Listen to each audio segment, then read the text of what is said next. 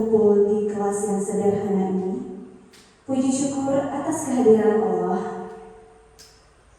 Puji syukur atas kehadiran Allah Subhanahu wa Ta'ala yang telah memberikan kita kesehatan sehingga kita bisa berkumpul di kelas yang sederhana ini.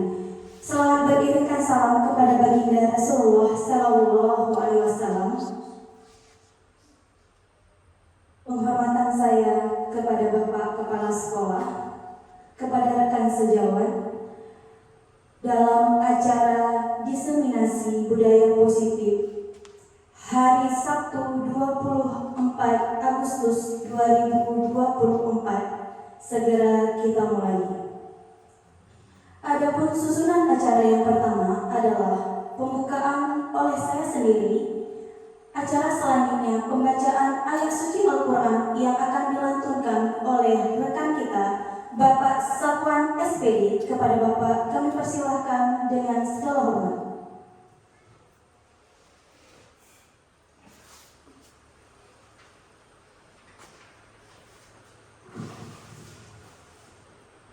Assalamualaikum warahmatullahi wabarakatuh.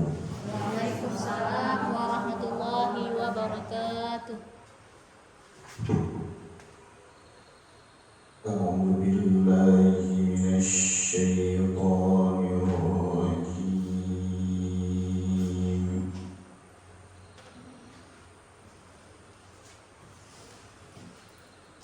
Simu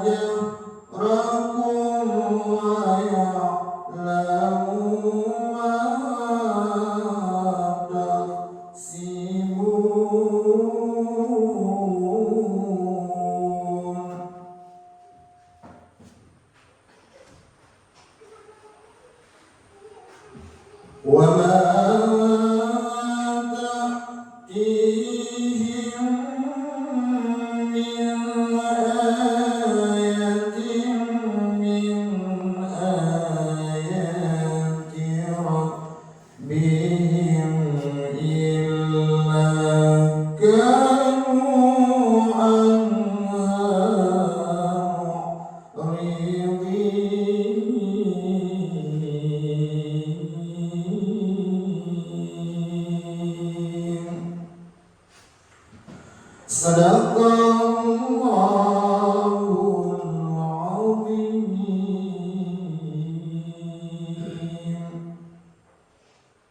Assalamualaikum warahmatullahi wabarakatuh. Waalaikumsalam warahmatullahi wabarakatuh. Waalaikumsalam warahmatullahi wabarakatuh. Sadaqallahul azim. Maha benar Allah atas segala firman-Firman. Acara selanjutnya, hadirin dimohon untuk berdiri agar kita bisa menyanyikan bersama lagu Indonesia Raya dan dilanjutkan dengan lagu himne Aceh.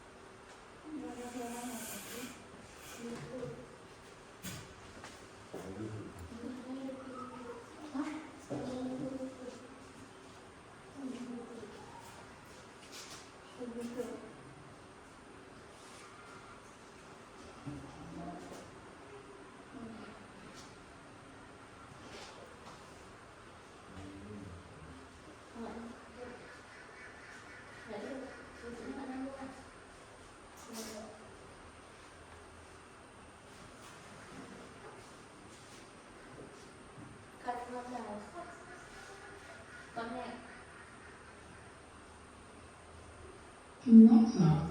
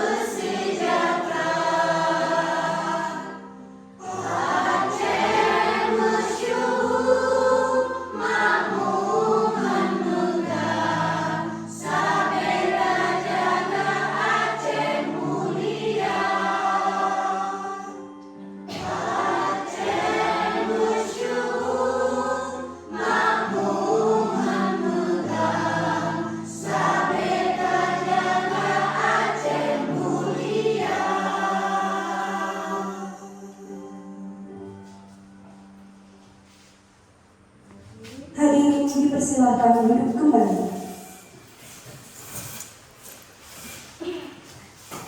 Acara selanjutnya, kata-kata sambutan yang akan disampaikan oleh Bapak Kepala Sekolah M. Nurul SPD dan dilanjutkan dengan membuka acara kita pada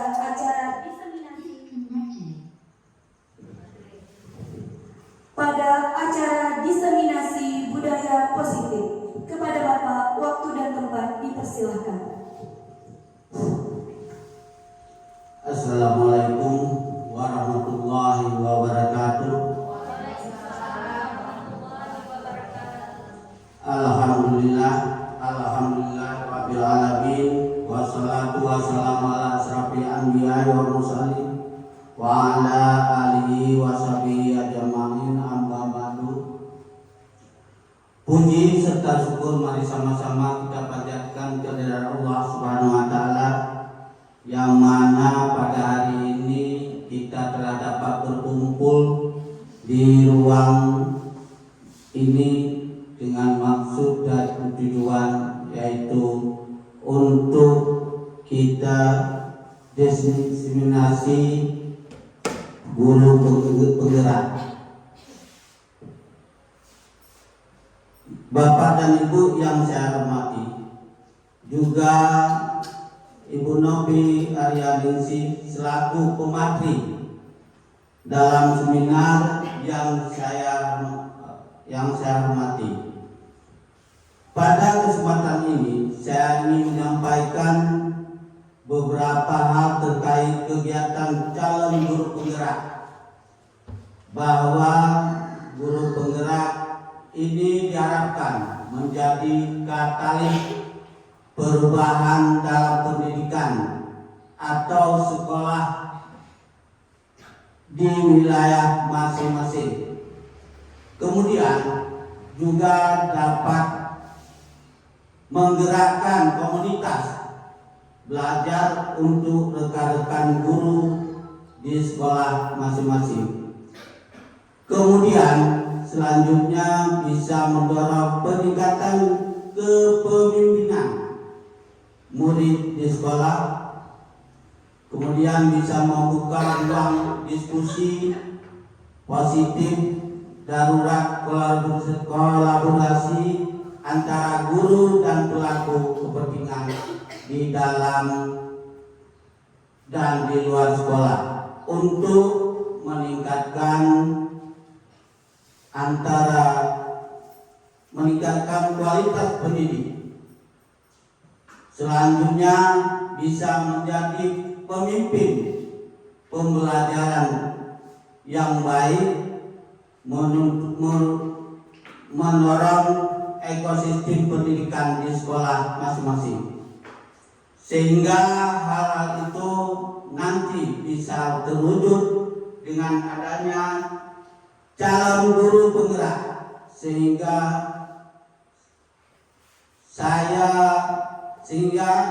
saya selaku atasan atau kepala sekolah sangat mendukung sepenuhnya terhadap kegiatan-kegiatan yang dilakukan oleh calon guru penggerak yang kita miliki, sehingga saya mendorong kepada rekan-rekan guru yang lain untuk mengikuti kegiatan calon guru penggerak ini ke depan, bisa mengikuti jejak rekan kita Ibu Novi Aryaningsih SPD, sehingga harapan kita semua dengan adanya atau dengan banyaknya teman-teman guru kita yang mengikuti calon guru penggerak ini jelas sangat membawa dampak pengaruh positif terhadap perubahan pendidikan khususnya di sekolah kita, namun pada umumnya di seluruh Indonesia, sehingga pendidikan ke depan bisa diwujudkan dalam aksi nyata oleh rekan-rekan kita yang mengikuti calon guru penggerak. sehingga kualitas pendidikan di negara kita umumnya, khususnya di satuan pendidikan kita, bisa ditingkatkan dengan baik. Baik Bapak Ibu sekalian peserta seminar, mengikuti itu yang bisa saya sampaikan. Sekarang saya akhiri, wabillahi taufiq wal hidayah. Assalamualaikum warahmatullahi wabarakatuh. Waalaikumsalam Sekarang warahmatullahi Bapak membuka wabarakatuh. acara hari ini.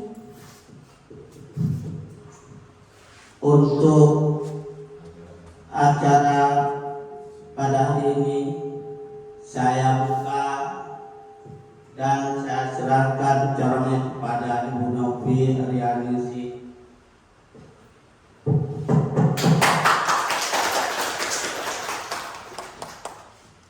Terima kasih kepada Bapak Kepala Sekolah yang telah menyampaikan luar biasa dukungannya. Itu adalah bentuk dukungan dari dalam dan juga dari luar dari Bapak seorang Kepala Sekolah dari SD Negeri 1 Blangmisang.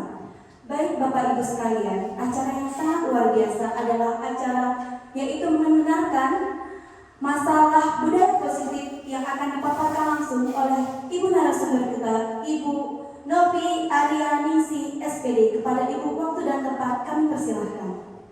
Terima kasih Ibu Moderator.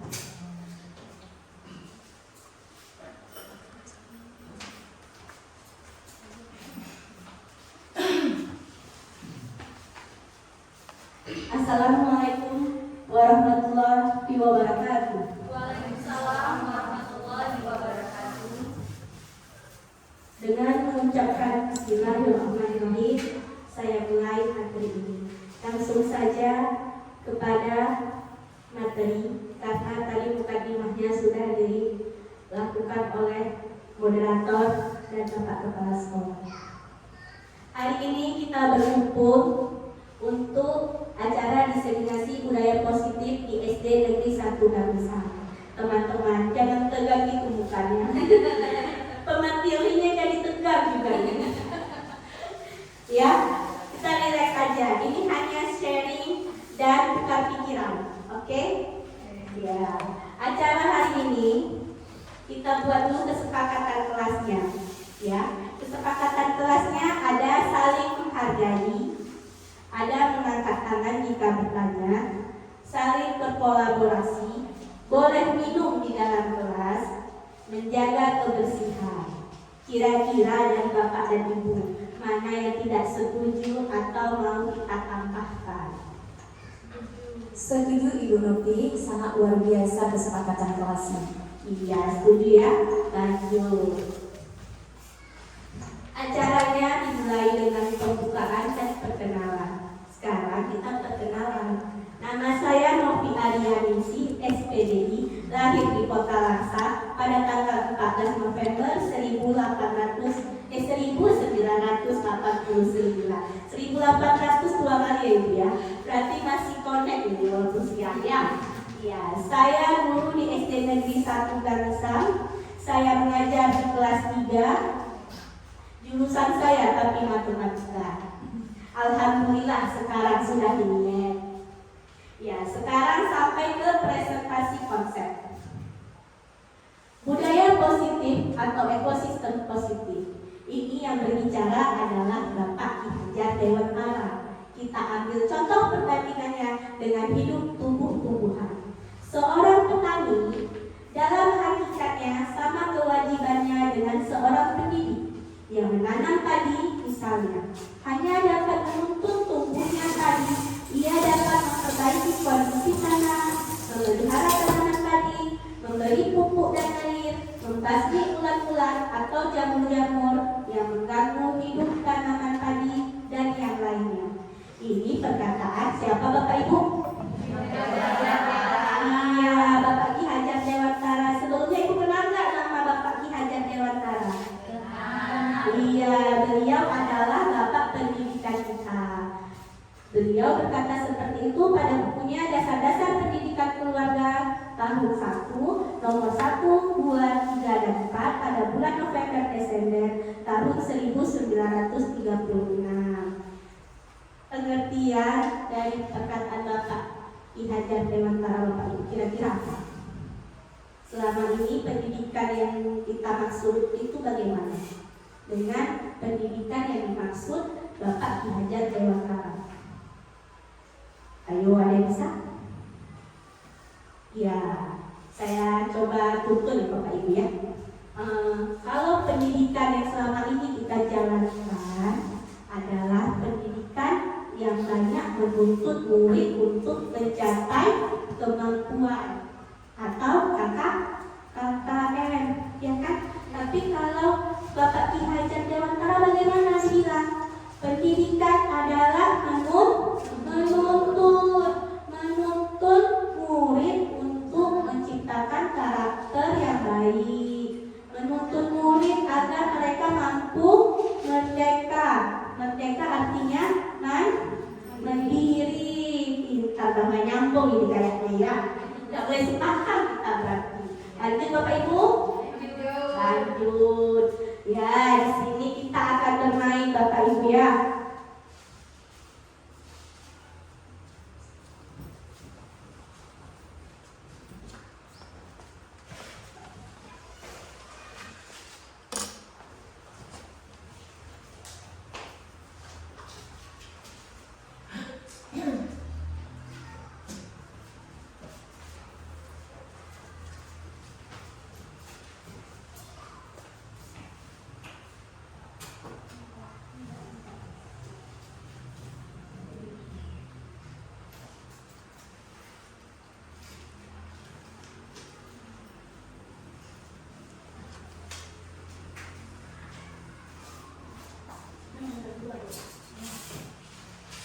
Iya, moderatornya pindah ya, tidak ada kawan. Bapak mau ikut main Pak? Enggak. Bapak memantau. Permainannya adalah kita berpasang-pasangan di antara satu meja, kiri dan kanan ya. Yang satu temannya membuat tulisan benda yang paling berharga. Boleh emas 24 ayam, ya. Boleh mobil Avanza, pokoknya tulis lah yang paling berharga ya. Tulis terus. Boleh tulis? Satu aja.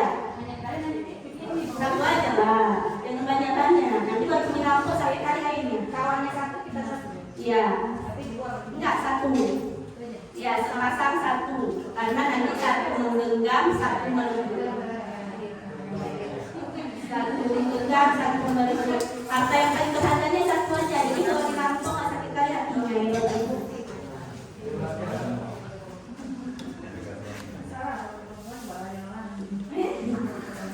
Atau boleh keluar dalam uangnya bagi ibu. Kadang itu harta yang paling berharga. Iya.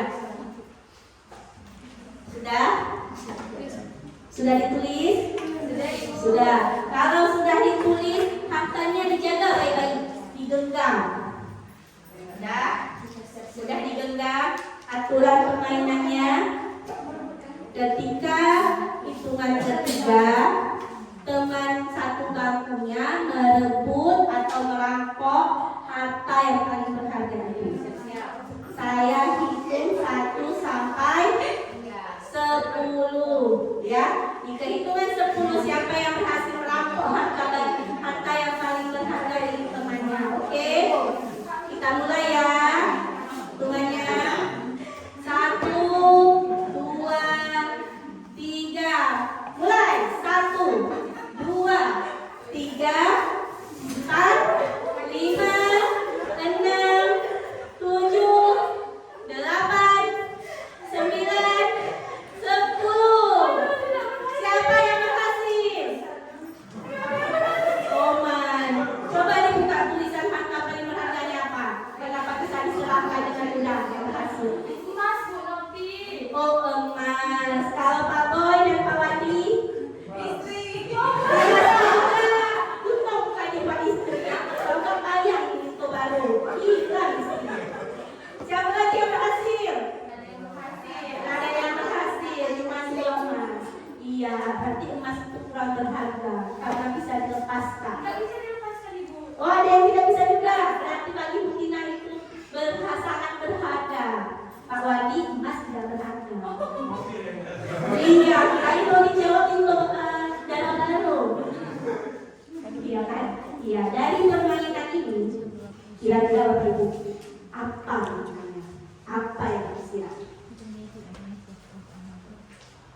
Ayo, siapa yang mau jawab?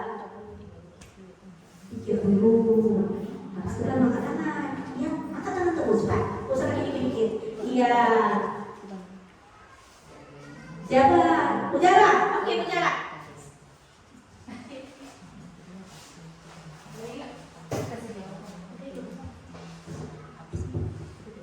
Baik, jawabannya yaitu melalui permainan ini yaitu kita hanya mampu mengontrol diri sendiri. Sekian yang terima kasih.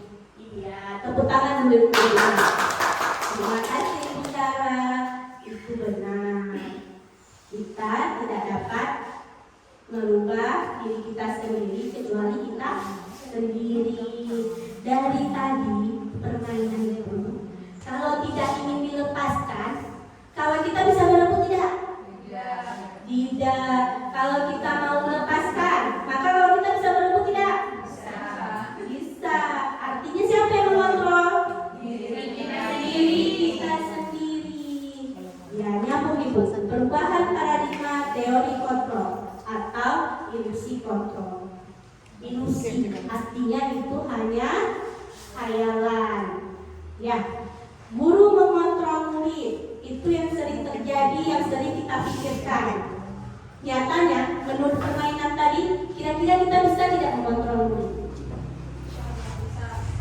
Bisa. Iya, ada lain jawabannya, Bu? Bapak? Bisa. Bisa ketika apa? Ketika murid tersebut ingin kita kontrol. Adakah murid yang saat pelajaran itu dia melawan, atau dia tertidur, atau dia bermain? Ada. Berarti kemauan dia apa? Bermain. Sedangkan kita ini apa? Belajar. Berarti murid tersebut belum tahu kita kontrol. Murid tersebut akan mau dikontrol oleh gurunya ketika dia mau dikontrol. Jadi bagaimana Bapak Ibu cara kita untuk dapat mengontrol murid tersebut? Ayo, bagaimana? Apakah dengan hukuman? Apakah dengan ujian? Atau dengan cara lain? Penasaran tidak? Penasaran. Kalau penasaran, ikuti acara ini sampai habis dengan serius tapi tenang. Anggap saja kita bersenang-senang. Ya, kritik membuat orang merasa bersalah, dapat menguatkan karakter. Kritik dapat membuat orang merasa bersalah. Bagaimana itu? Kadang begitu. Ibu Novi kerjaannya banyak. Ada mengerjakan labori, ada mengerjakan JDP, ada mengerjakan guru kelas. Tiba-tiba data info GTK Bapak Ibu itu salah. Malam-malam telepon Ibu Novi. Bu Novi, bagaimana ini? Saya nggak masuk kok sertifikasinya. Tidak terbaca jam pelajarannya. Dan Bu Novinya lagi banyak kerja di malam-malam ini. Ngerasa bersalah sekali. Jangan uang ibu nggak masuk. Bagaimana ibu tuh besok beli baju baru? Pas mau lebaran pula. Ya Bapak Ibu, itu diganti. Jadi Bu Novinya merasa bersalah. Seharusnya Bapak Ibu harus bagaimana?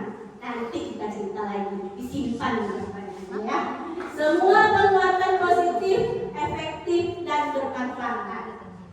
Itu hanya ilusi. Semua penguatan positif, efektif dan bermanfaat. Kembali lagi ke tadi, siapa yang bisa mengontrol diri orang tersebut? Iya. Kalau penguatan efektifnya itu kita berikan terus-menerus, tapi dia tidak mau menerima, bisakah orang tersebut berubah? Tidak. Orang dewasa memiliki hak untuk memaksa. Nah, ini sering Bapak Ibu di rumah. Apalagi yang punya balita, termasuk saya. Dulu saya belum dapat pencerahan. Sekarang alhamdulillah. Dan misal anak tidak mau makan, paksa terus anaknya harus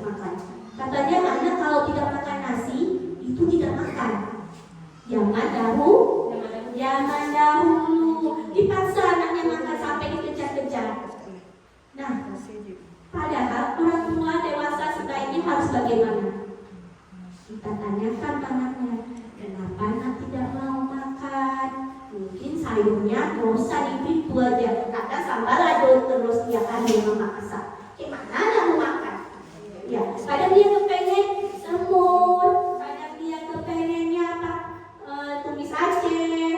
Kita tanya kenapa nggak mau makan? Atau hanya kepingin Indomie? Memang Indomie itu dilarang, Bu. Tapi anak-anak dia suka Indomie. Boleh nggak sekali-sekali kalau kita kasih? Boleh sekali-sekali, jangan tiap hari. Lanjut.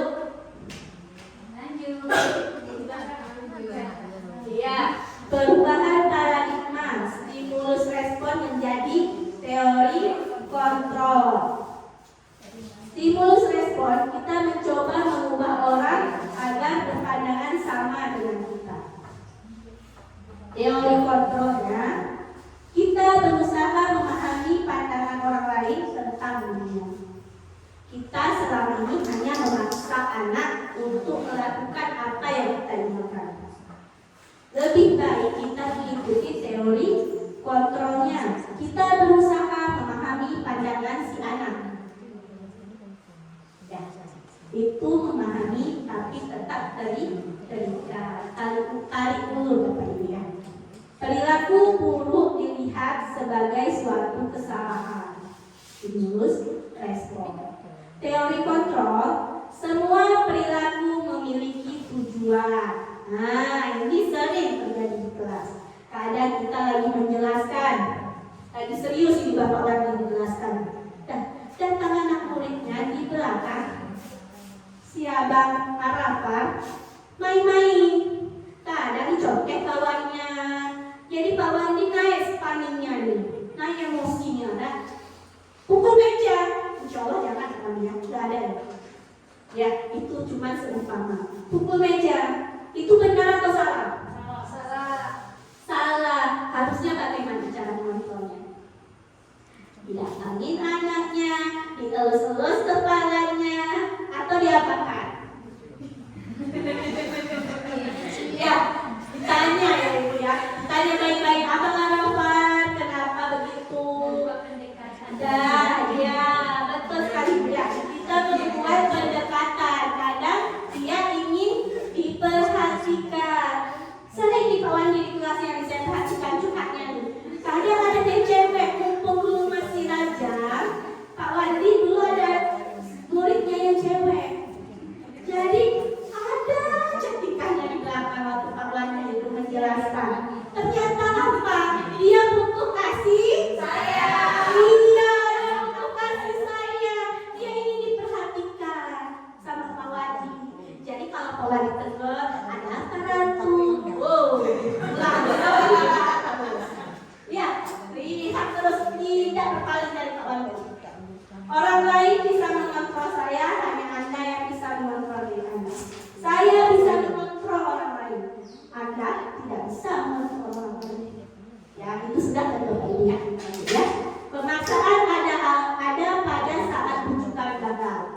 Misalnya, Anda nggak bertulis. Kita udah bujuk. Ayo anak tulis, nanti dapat permen. Nah, mana permennya? Satu, kita kasih yang apa? Yang silver pink, oh itu coklat. Permen apa Ibu? Tamarin, kis, ya kan? Kita kasih. Rupanya anaknya nggak mau, mintanya yang lain. Permen apa? Sumpus. Nggak ada pula tinggal bisa sumpus itu ya. Kolaborasi dan konsensus menciptakan pilihan baru. Intinya kita kasih pilihan namanya. Hari ini kamu mau nulis atau mau menggambar atau mau membaca cerita. Ya, itu pelan-pelan kita ubah ya.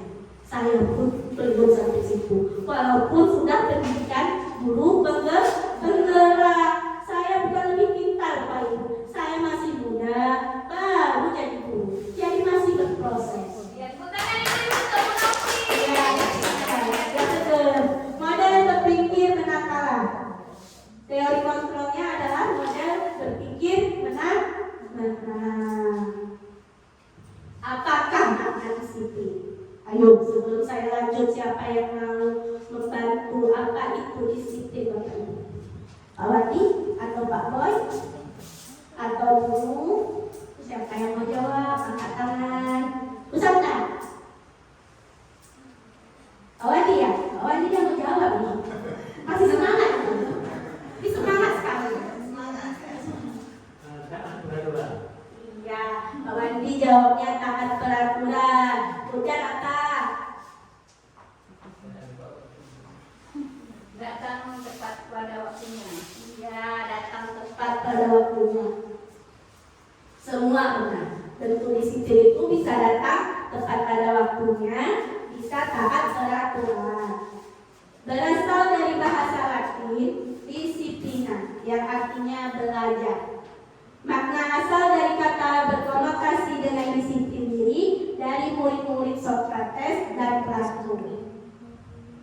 Disiplin diri membuat orang menggali potensinya menuju sebuah tujuan apa yang dia hargai. Namun dalam budaya kita, makna kata disiplin telah berubah menjadi sesuatu yang dilakukan seseorang pada orang lain untuk mendapatkan kepatuhan.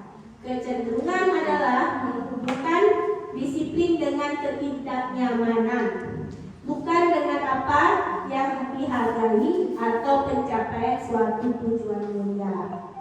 Ya, selama ini kata disiplin itu cenderung membuat orang merasa tidak nyaman, bukan dengan apa yang dihargai. Artinya disiplin itu paksaan selama ini. Ya, yang lebih baik itu disiplin itu apa? Muncul dari diri sendiri dalam bentuk menghargai diri sendiri. Saya juga masih belajar gitu ya. Berarti kalau kita datang terlambat, kita bukan karena takut kena marah kepala sekolah. Berarti kita harus lebih menghargai diri kita sendiri. Insya Allah berubah. Ya, teori motivasi perilaku manusia. Teori motivasi itu hal-hal yang dapat mendorong diri kita. Itu bisa dari luar, bisa dari dalam. Ada yang namanya motivasi eksternal. Motivasi eksternal itu motivasi yang timbul dari luar karena untuk menghindari ketidaknyamanan atau hukuman. Tadi datang terlambat karena takut kena marah sama marhum, takut kalah sekolah. Itu masih motivasi dari eksternal atau internal? Eksternal. Iya, eksternal. Atau diiming-imingi, siapa yang datang paling telat nanti dapat hadiah. Itu eksternal. Eksternal, tidak begitu. Itu jadi internal karena nanti kita timbul dari malu dari dalam diri sendiri. Bapak Ibu mau dapat hadiah orang yang paling terlambat? Mau tidak? Gak mau. Iya, tak mau Pak Sarah. Masa kita mau datang terlambat karena dapat hadiah? Datang paling telat, malu Bapak Ibu. Langsung datang cepat-cepat. Itu adalah cara motivasi kepala sekolah menimbulkan motivasi internal kepada guru-gurunya. Bisa ditiru Bapak Ibu, bisa ditiru untuk murid. Misalnya nih, muridnya datangnya terlambat. Siapa yang paling datang terlambat, nanti ibu kasih coklat. Itu bisa kalau untuk kelas tinggi Bapak Ibu. Dia udah ada rasa malu, kadang ada cowok yang di dalam kelas ya kan. Tapi kalau untuk anak kelas 1 jangan, dia pikirannya masih dia belum bisa, dia pikirannya masih nyata-nyata aja, nggak bisa pakai kiasan. Kalau di kelas tinggi bisa Bapak Ibu ya, apalagi di kelas 5 atau di kelas 6. Pak Wandi bisa terapkan. Ada kelas untuk mendapatkan imbalan dari orang lain, institusi yang tadi ya, motivasi eksternal. Untuk menghargai diri sendiri menjadi insan sesuai harapan kita. Saya akan menjadi orang yang seperti apa? Yang tadi timbulkan rasa dia ingin berubah dari dalam, hanya keinginannya sendiri. Motivasi dari dalam diri. Lanjut Bapak Ibu. Terus nyambung nggak nih atau kita mau SPK? Oh, SPK. Ayo kita SPK. Bangun Bapak Ibu boleh? Iya, kita bangun dulu ya. Biar seger urat-uratnya. Ya.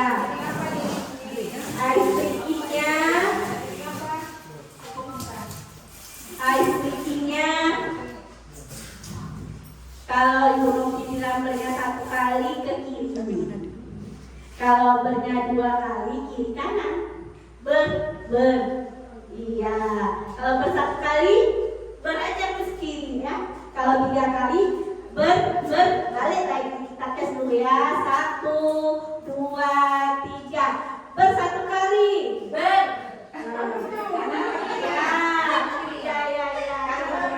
Pasti kita bisa buktikan SD Negeri 1 sudah bisa berlomba. Oke, 1, 2, 3.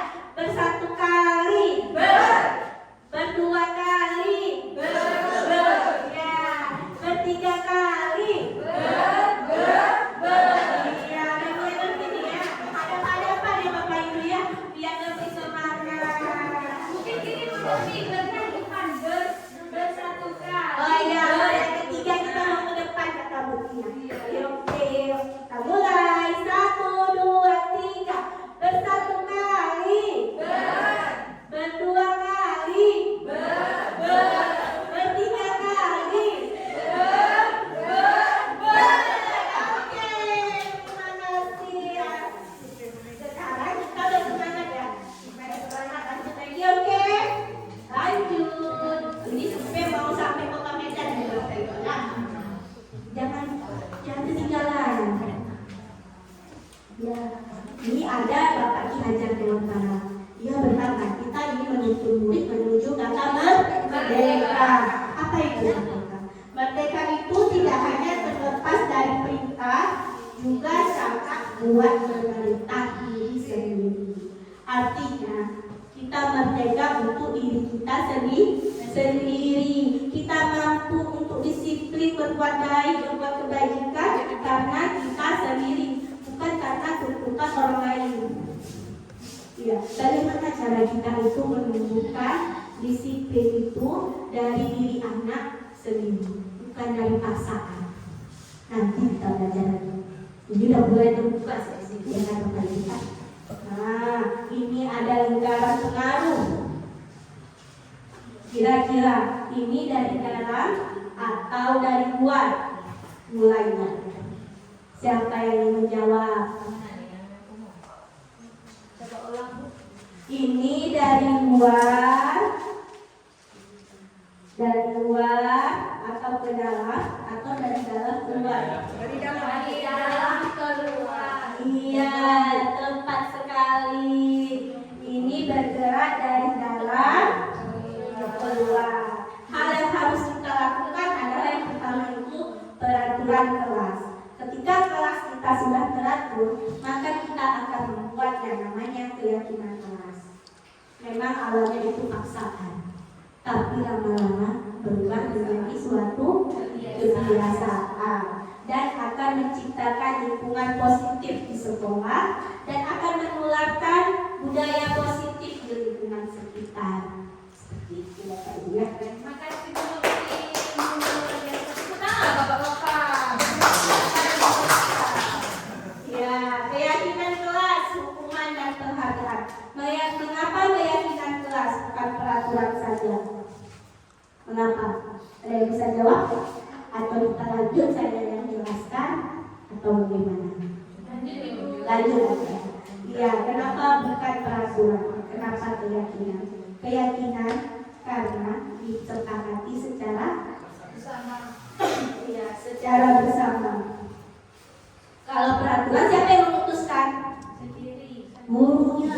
Tanpa melibatkan murid. Iya, gurunya buat peraturan sendiri tanpa melibatkan murid. Jadi murid tersebut merasa memiliki wewenang tidak? Tidak. Dia merasa memiliki tidak? Tidak.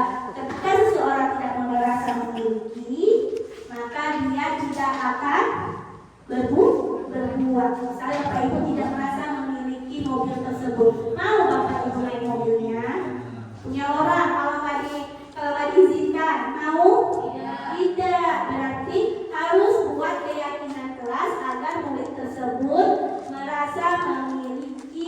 keyakinan.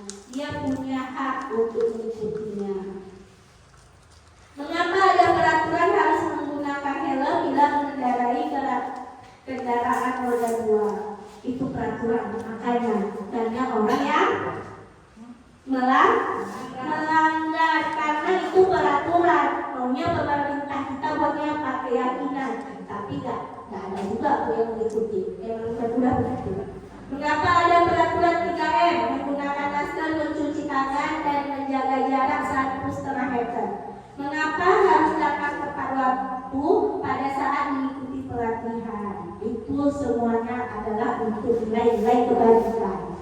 Ada nilai kebajikan itu mandiri, ada nilai kebajikan untuk keselamatan, ada nilai kebajikan untuk menggunakan masker biar apa? Belum kalau COVID bu, biar aman, untuk keamanan. Ya, kita udah sampai ke nilai kebajikan.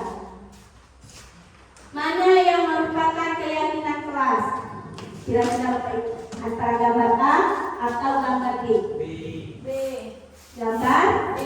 Gambar B. Kenapa? Kenapa gambar B? Kenapa panjang kata? Kalau untuk saya baca boleh. Kalau yang A dibilang kesepakatan kelas. Datang tepat waktu, mengucapkan salam, menjaga kebersihan sekolah, aktif dalam pembelajaran. Kalau yang B kesepakatan kelas juga. Kami guru dan murid yang saling menyayangi. Kami murid yang semangat belajar. Kami murid yang peduli dengan teman-teman. Kenapa demikian? Bahasanya bagaimana? Kalau yang A bahasanya untuk siapa?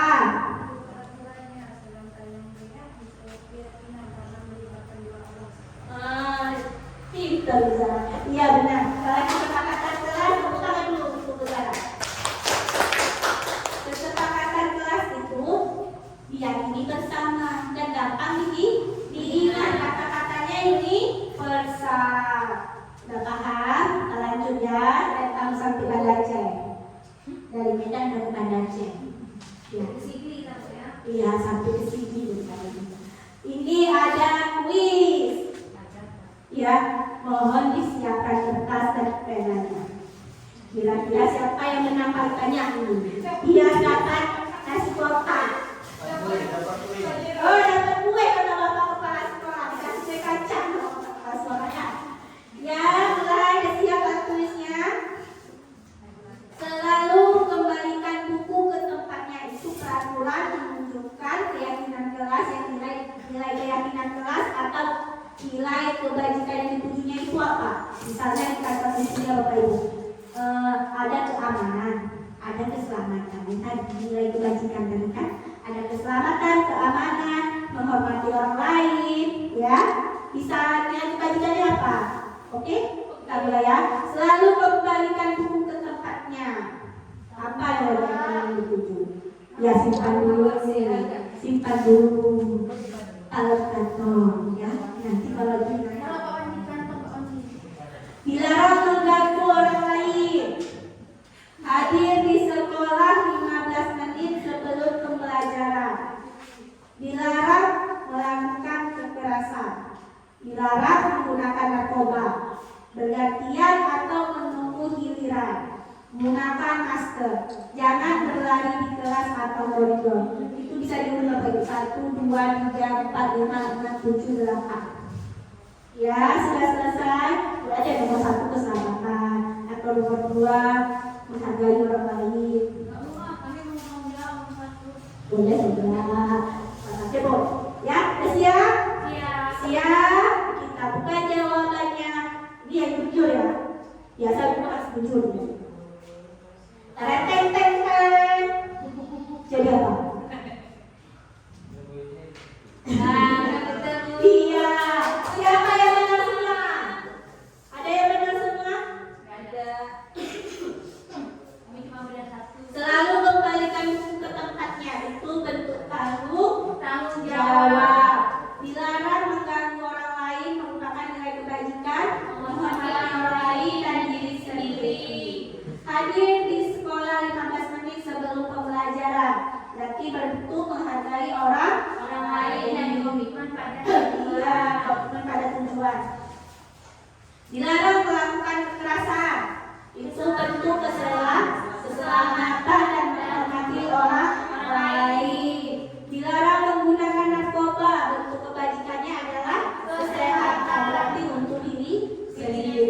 Kalau dia melanggar yang rugi siapa? Dirinya sendiri. Iya. Perhatian atau menggiliran itu bentuk menghormati orang lain dan kesabaran. Gunakan masker, kesehatan dan keselamatan. Jangan berlari di kelas atau koridor. Keselamatan dan keamanan. Ada yang dengar semua Bapak Ibu? Nggak ada. Gagal ada pakai kaca dari kepala sekolah. Tapi nggak boleh ada ini Bu. Oh iya, tidak boleh ada Imbalan. imbalan. Berarti Bapak kepala sekolah harus beruntung. Iya. Tapi aku juga ini nanti saya dilempar pada sekolah ini. Gimana ini? Ya, dihukum oleh penghargaan. Dihukum oleh penghargaan itu bagaimana? Ya seperti tadi Bapak Ibu. Kita berpicu untuk mendapat kue kaca. Padahal itu dihukum sebenarnya kita Bapak Ibu. Disuruh gurunya itu untuk berpikir. Berarti kalau gurunya terlambat, tutup pintu. Jangan, nasihati dulu Pak. Ada motivasi Dia dapat motivasinya. Bagaimana tadi cukup dengan diberikan hadiah siapa yang paling datang terlambat. Iya, kalau gurunya punya malu tetap dia datang tepat waktu. Ya, berlalu jangka pendek dan jangka panjang. Artinya, penghargaan yang kita berikan kepada murid itu hanya jangka pendek. Nah, kalau hukuman, dia berpengaruh jangka panjang. Hukumannya bagaimana? Jadi malu.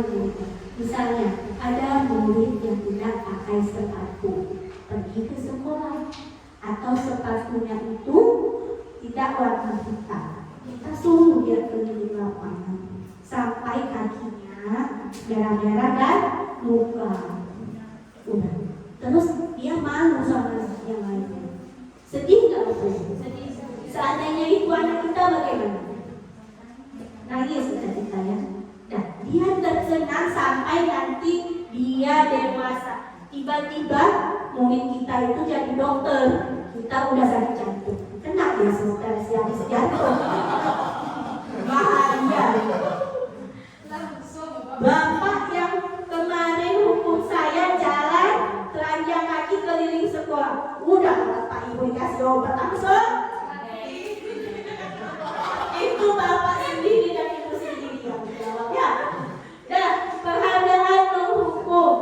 Nah yang tadi dia merasa terhukum sampai tua, teringat, terkenang. Penghargaan mengurangi ketepatan. Nah, bagaimana ini Bapak Ibu? Misalnya, kita diharapkan murid itu siapa yang cepat mengumpul, dia dapat bintang 1. Kalau dia benar, dapat bintang 2. Ternyata ada satu murid yang tepat dan cepat. Tapi ada murid yang paling cepat tapi tidak tepat. Kira-kira itu dia jadinya penghargaan menjadi yang tidak efektif dan mengurangi ketepatan. Murid tersebut tidak tepat menjawab, dia hanya cepat. Penghargaan merusak hubungan. Nah, ini misalnya Bu Novian yang diisi dan pusat karya. Kata Bapak Kepala Sekolah, karena kami sering terlambat, jadi dibuatlah sama Bapak Kepala Sekolah. Ini siapa yang duluan datang, siapa yang rajin masuk kelas, dapat hadiah 200.000. Tiba-tiba Bu Novi tadinya karing sama pusat karya. Gara-gara yang menang Bu Novi, pusat karyanya jadi gak sesuai lagi sama Bu Novi. Dia aja sendiri sana. Nah, udah jadi gak karing lagi. Iya, Bu Novi sendiri. Itu contohnya penghargaan yang merusak hubungan. Berarti Bapak Kepala Sekolah kita besok mau sama penghargaan. Lumayan Pak, hemat. Termasuk hemat ya. Tindakan duluan, kita mulai lagi main simpan-simpan itu tulisnya. Mana tahu dapat kue kacang lagi.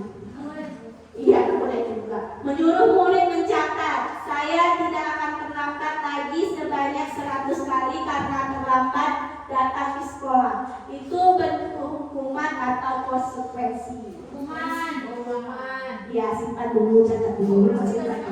Menyuruh murid dari mengelilingi lapangan basket 2 kali karena terlambat hadir di sekolah. Meminta murid push up sebanyak 15 kali karena ke sekolah tidak memakai masker. Pak Wan. Hukuman push up. Meminta murid mengganti kertas tugas teman yang dicoret-coret. Ya, meminta murid membersihkan tumpahan air di meja karena tempat minum tersenggol. Meminta murid tidak mengenakan sepatu seharian di sekolah karena sepatunya tidak berwarna hitam. Menyuruh murid lari mengelilingi lapangan basket sebanyak 2 kali. Konsekuensi. Ulang, batuk lagi. Menyuruh murid lari mengelilingi lapangan basket sebanyak 2 kali karena terlambat ikut pemanasan saat pelajaran PJOK. Konsekuensi. Yakin Pak? Enggak. Jangan terbuat. Seru juga Bu ya main ini ya. Dah, lanjut ya. Lanjut. Kita buka ya. Ya. Buka. Tek. Set. Betul. Ya, menyuruh murid mencatat itu termasuk hukuman. Menyuruh murid lari mengelilingi lapangan termasuk konsekuensi Pak Wan. Atas pinjaman. Kita semua. Pak Sapuan, paling bawah Pak. Oh, kalian juga kan dia. Jadi Pak Wan mulai sekarang boleh Pak Wan. Seluruh muridnya mengelilingi lapangan basket. Lapangan halaman sekolah 2 kali karena terlambat pakai baju. Karena itu termasuk konsekuensi. Jangan Pak Wan suruh bawa pulang 2 kotak rokok. Itu nggak boleh Pak Wan. Itu termasuk hukuman. Ya Pak Wan. Yang bisa pakai baju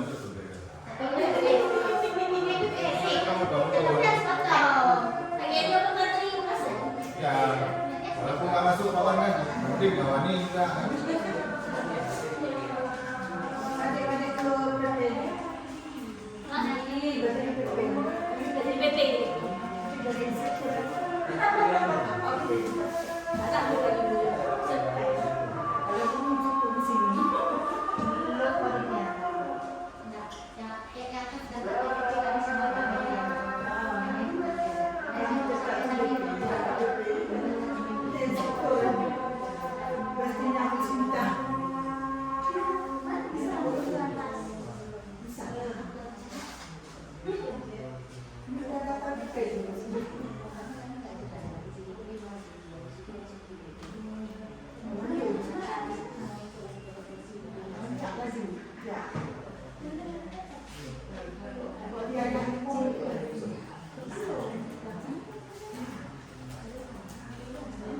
ya, Bapak Ibu udah selesai ya. Kita lanjut. Anak membenci kedisiplinan. Hukuman itu bersifat paksaan, mendorong anak menyakiti diri sendiri, konsep diri yang buruk. Anak belajar untuk menyembunyikan kesalahan karena takut dihukum. Marah-marah, rasa bersalah, dipermalukan, merasa tidak dihargai. Kalau konsekuensi sesuatu yang harus terjadi juga, tapi dia membuat anak merasa tidak nyaman juga dalam jangka waktu yang pendek. Mungkin di rumah dia akan berpikir kalau yang tadi itu salah dan harus mendapatkan konsekuensinya. Anak menghargai disiplin. Stimulus tanggapan mendorong anak agar mudah menyesuaikan diri. Konsep diri yang baik, anak belajar untuk mematuhi peraturan. Anak kehilangan hak dan dibuat tidak nyaman dihasilkan untuk sementara, sifatnya sementara. Kalau konsekuensi sifat hukumannya itu bebasnya hanya sementara. Tapi kalau dia itu dihukum, rasa sakit hatinya itu jangka panjang. Syukur-syukur anaknya nggak jadi spesialis jantung. Kalau jadi spesialis jantung habis kita hukum kita kan? Tidak, karena dokter itu ada kode etik.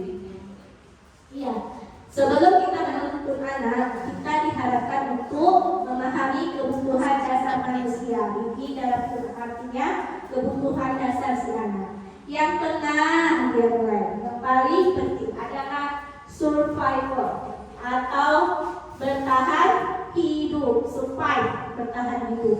Itu ada makanan, minuman, tempat tinggal, pakaian, belonging atau rasa sayang dan cinta dan diterima. Ada power, penguasaan. Ya, ada fun itu senang, kesenangan. Ada freedom, kebebasan. Ya, kita harus pahami kebutuhan anak untuk disayang, dikuasai, freedom dan senang. Misalnya ada anak di dalam kelas Bapak Ibu, dia tidak tertarik dengan pelajaran kita karena kita selalu CBSA. Apa itu CBSA? Ceramah berbasis agama. Aduh benar. Enggak, catat buku sampai habis ceramah. Jadi anak itu bosan. Tapi ketika kita memvariasikan cara belajar kita dengan bermain, dengan kita bercerita yang bentuk fabel, jadi menggunakan suara-suara unik, jadi anak tersebut tertarik. Kira-kira itu kebutuhan apa yang dipenuhi oleh guru? Iya, kesenangan. Tepat Bu Zara ya, ini optimis sekali hari ini. Ini ada gambar si ratu. Iya, satu. Pak Wadi langsung bangun dia. Ya, ada apa dengan si ratu? Ibu guru bilang, aku tidak boleh bersenandung sewaktu mengerjakan tugas. Katanya kelas harus tenang, tidak ada suara. Padahal kan aku suka dan senang menyanyi. Kebutuhan apa sih ibu? Kesenangan. Iya, betul sekali senang. Lanjut ya. Ratu bilang, ibu guru tidak menyapaku hari ini. Padahal aku pakai jepit rambut baru. Kebutuhan apa Bapak Ibu? Kasih sayang. Kasih sayang.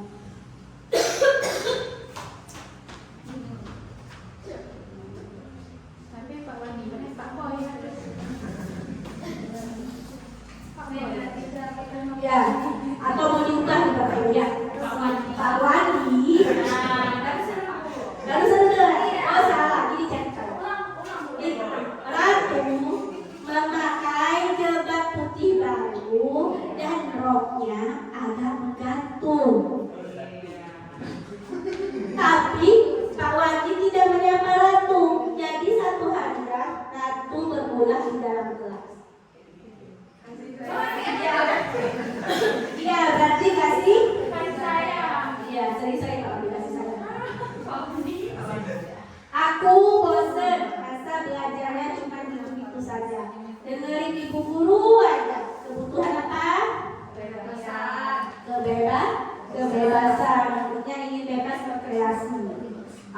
sebel, gambarku tidak rapi. Malah ibu guru nunjukin ke teman-temanku di depan kelas. Kebutuhan apa yang terhambat? Penguasaan, karena muridnya tidak menguasai gambar, dan gurunya malah ditunjuki ke teman-temannya, jadi malu dia. Ya, ini ada 5 posisi kontrol. Ada 5 posisi kontrol kita sebagai guru. Yang pertama itu sebagai penghukum.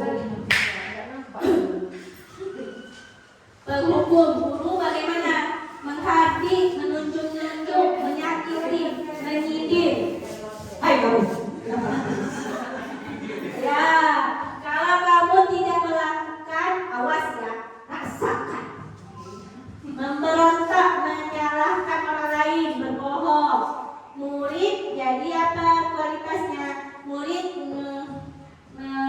menyepelekan guru di depannya. Biarkan saja, nanti paling marah-marah lagi. Paling disuruh tugas lagi. Mengurangi kesalahan, mengurangi lagi dia, karena dia berpikiran setelah dihukum dia paling cuma dihukum, paling cuma disuruh kuras ya. Ada kontrolnya pembuat merasa bersalah. Bagaimana perkataan guru yang membuat kita merasa bersalah?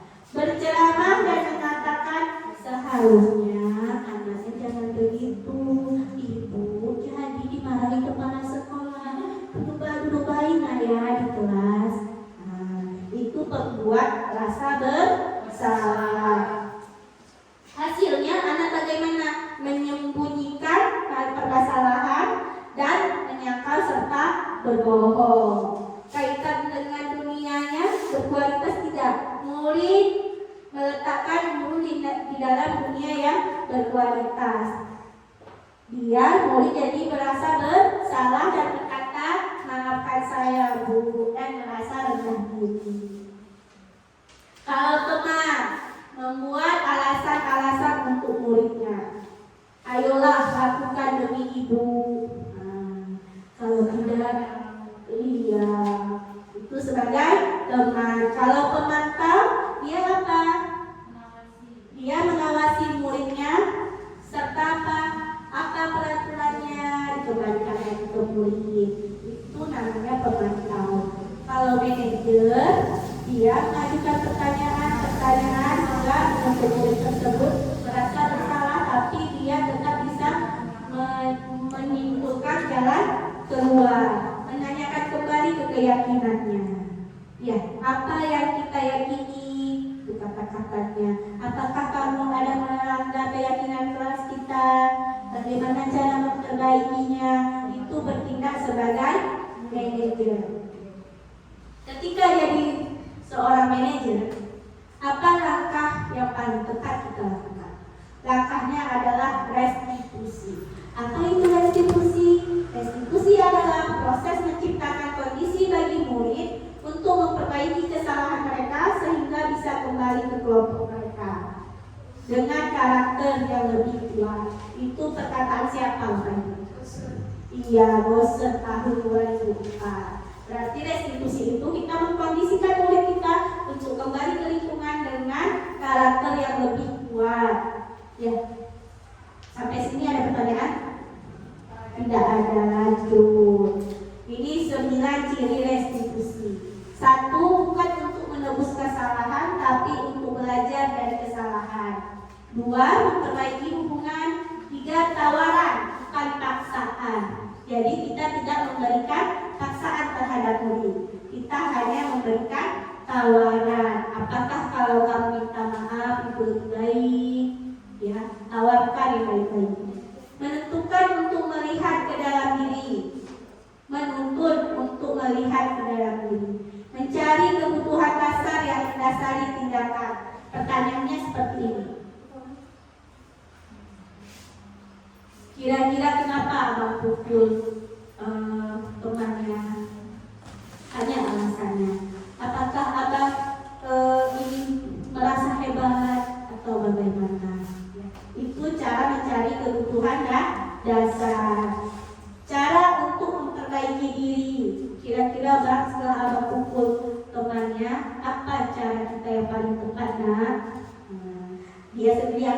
lewat meminta maaf.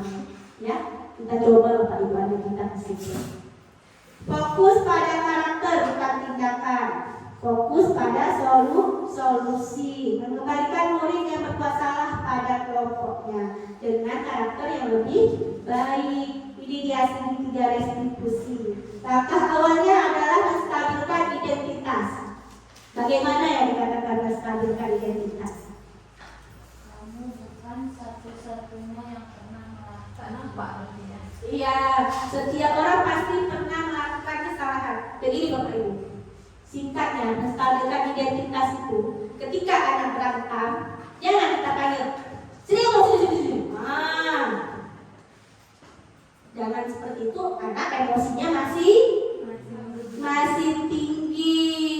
Kita harus damaikan anaknya dulu, halus kepalanya, ya. Kita tanyakan baik-baik, tenang bang, tarik nafas, buang nafasnya. Anak ibu kenapa tadi berantem? Jangan langsung aja seperti sini kamu. Itu langsung anak-anak ya. Validasi tindakan yang salah. Validasi tindakan yang salah. Validasi tindakan yang salah itu bagaimana? Kita nanyakan kepadanya, kamu tentu punya alasan mengapa melakukan itu. Kenapa abang pukul tadi ke temannya? Pasti ada yang abang pertahankan atau abang sakit hati, ya? Terus menanyakan keyakinan. Setelah kita tadi validasi tindakannya, kita tanyakan keyakinannya. Kira-kira dengan mukul teman itu sesuai tidak dengan keyakinan kelas kita yang menghargai orang lain. Seperti itu Bapak Ibu ya, segitiga restitusi. Insya Allah setelah mengikuti diseminasi ini kita dapat menerapkannya pelan-pelan. Ini ada referensi kata-kata untuk menstabilkan identitas. Berbuat salah itu hal yang manusiawi. Tidak ada manusia yang sempurna. Bapak Ibu juga pernah buat salah. Bapak Ibu juga. Ibu juga sering datang terlambat. Ya. Kita pasti bisa menyelesaikan permasalahan ini. Bapak Ibu tidak tertarik untuk mencari tahu siapa yang benar. Ibu tidak tertarik dengan siapa yang benar, siapa yang salah. Ya. Siapa tertarik untuk menyelesaikan masalah? Siapa yang tertarik untuk menyelesaikan masalahnya? Bapak Ibu lebih tertarik untuk menyelesaikan masalahnya.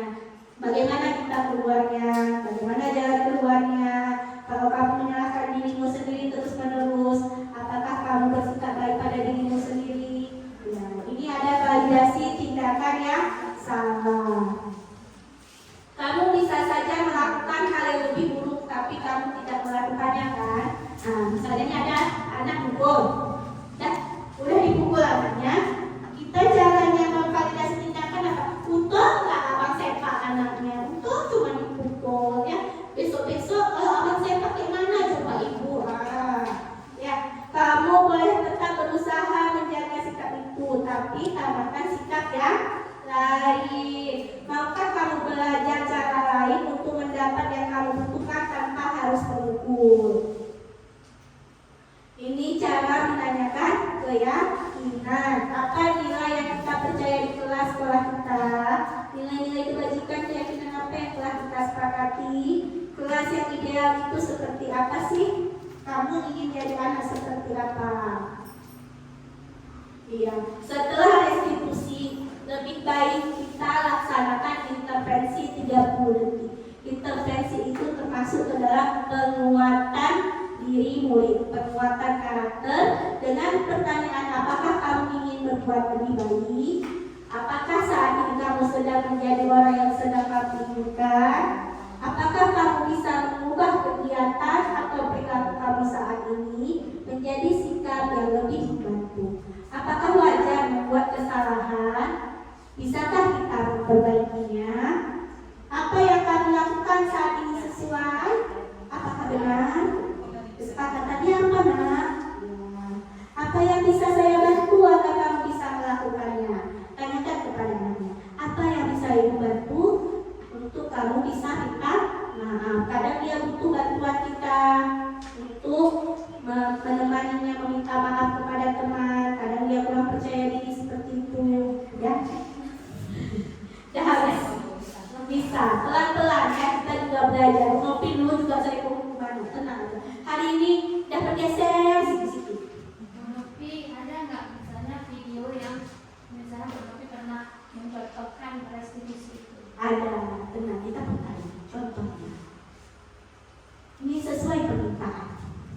Ada permintaan?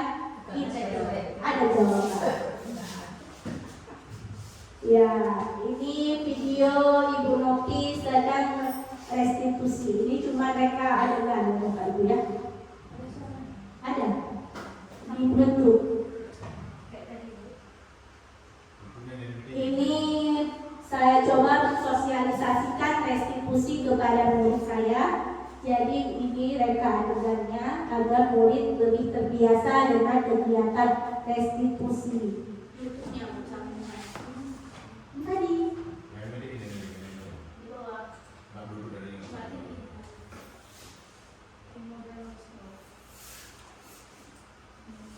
Betul dibilang ya.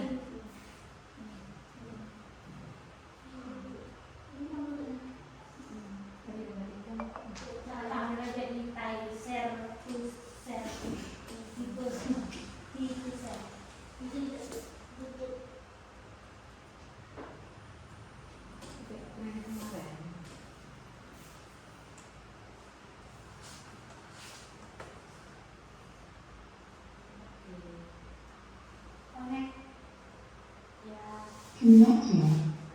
Disconnected.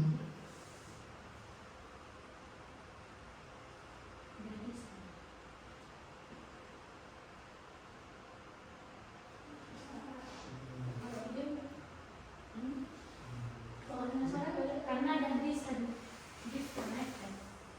Dia kan connect.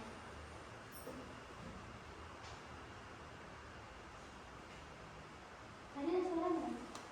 Ya, sudah di connect. Connected. Yang tekan lagi.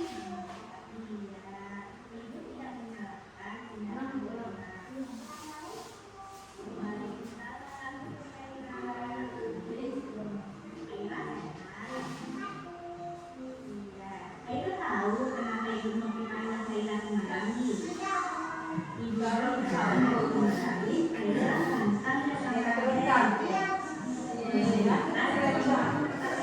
Ada apa lagi? iya kan yang ada Anaknya sampai kata Pak Guru ibu tidak mengenal tindakan saya. Dia kesal dan ingin membela orang tua itu sangat baik. Menurut saya, dengan bertentang dan menarik debat adat, apakah permasalahannya selesai? Tidak.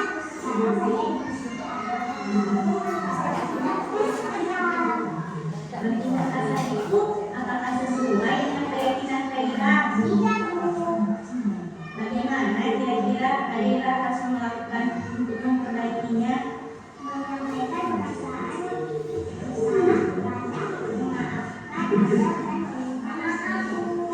wah, baik sekali Kaira. Memaafkan dengan ikhlas itu adalah sifat yang sangat penting. Iya, Bu.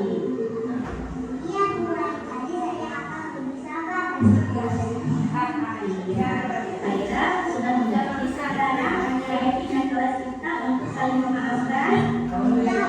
Iya, Kaira boleh kembali ke kelas. masalah. Terima kasih. Tidak salah ya. ya itu videonya penerapan restitusi. Nah, sampai sini materi yang saya berikan sudah lengkap. Saya sharing berbagi ilmu, semoga bermanfaat bagi ibu-ibu dan bapak-bapak di SDG 1 Nagisa. Sekali lagi saya bukan yang lebih pintar. Oh iya, lupa refleksi. Setelah ini mari kita refleksikan diri, tarik nafas sejenak, tenangkan diri. Mari kita bertanya kepada diri kita, hal baru apa yang mengubah paradigma saya? Ya, perasaan apa yang muncul selama mengikuti sesi ini, khususnya mengenai makna disiplin dan motivasi intrinsik. Saya akan menjadi among itu guru Bapak Ibu, menjadi among yang seperti apa? Tolong jawabannya ditulis di kertas post-it ini dan tempel di papan tulis ya Pak. Misalnya ini menjadi guru yang bagaimana akan menghukum selalu, atau buat jawabannya nomor 1, 2, 3 ya Bapak.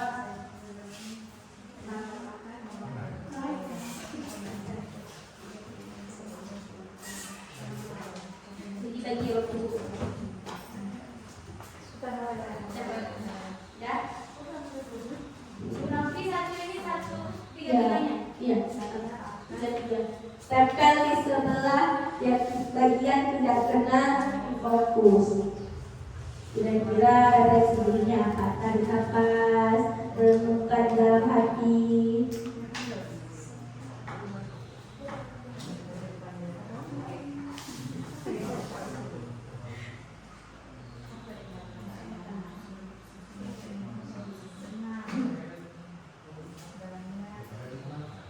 Ada yang sudah selesai? Satu hal baru apa ya yang tadi mau sampaikan yang baru dari Bapak Ibu? Tulis saja atau mungkin tadi ada yang menyampaikan mau motivasi apa yang kira-kira baru bagi Bapak Ibu? nanti ada tempat baca ya Bu. Iya. Buku tempat.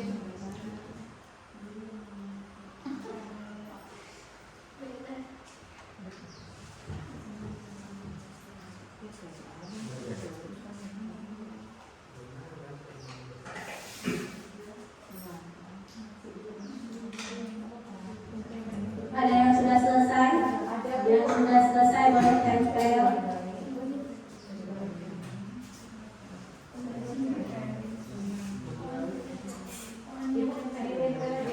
Iya betul.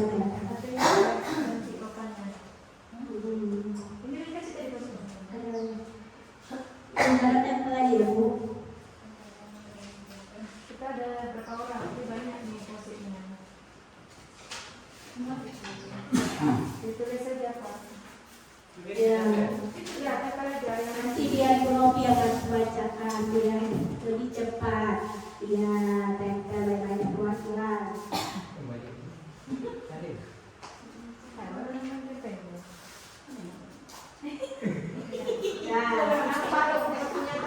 Ya, ini hanya bentuk beberapa refleksi dari teman-teman kita.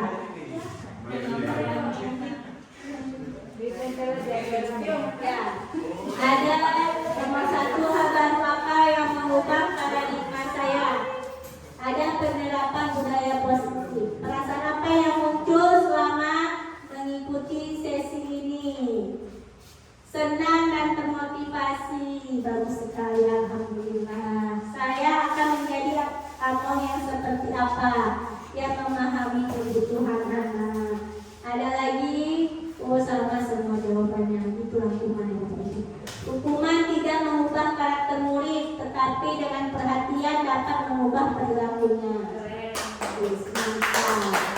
Akan menjadi guru yang menyenangkan. Ada yang memahami kebutuhan anak, ada yang memahami kebutuhan siswa. Alhamdulillah hari ini semuanya ingin berubah menjadi lebih baik. Terima kasih Bapak Ibu telah mendengarkan, telah ikut dalam kegiatan Nopi hari ini. Semoga semuanya menjadi berkah dan amal yang dapat membantu kita ke depannya. Assalamualaikum warahmatullahi wabarakatuh. Waalaikumsalam warahmatullahi wabarakatuh. Tepuk tangan ibu-ibu luar biasa ibu narasumber kita hari ini ya, memaparkan tentang budaya positifnya luar biasa. Berarti bisa kita simpulkan budaya positif itu ada 6 ya Bu Novi ya. Ada 6. Ada yang pertama tadi tentang disiplin positif yang saya tangkap. Ada di situ lagi tentang restitusi. Ada posisi kontrol. Iya, itu adalah salah satunya. Terima kasih ibu-ibu untuk waktunya yang telah kita luangkan untuk ibu narasumber kita. Semoga apapun yang disampaikan oleh ibu narasumber kita hari ini, yang baik kita ambil, yang jelek kita buang. Tentunya hari ini kita mendapatkan yang baik-baik semuanya. Semoga SD ini bisa menjadi luar biasa dengan adanya Ibu Nopi. Perubahan mulai dari diri kita sendiri seperti kata Bu Nopi tadi ya. Beri tepuk tangan sekali lagi untuk Bu Nopi, atau kita beri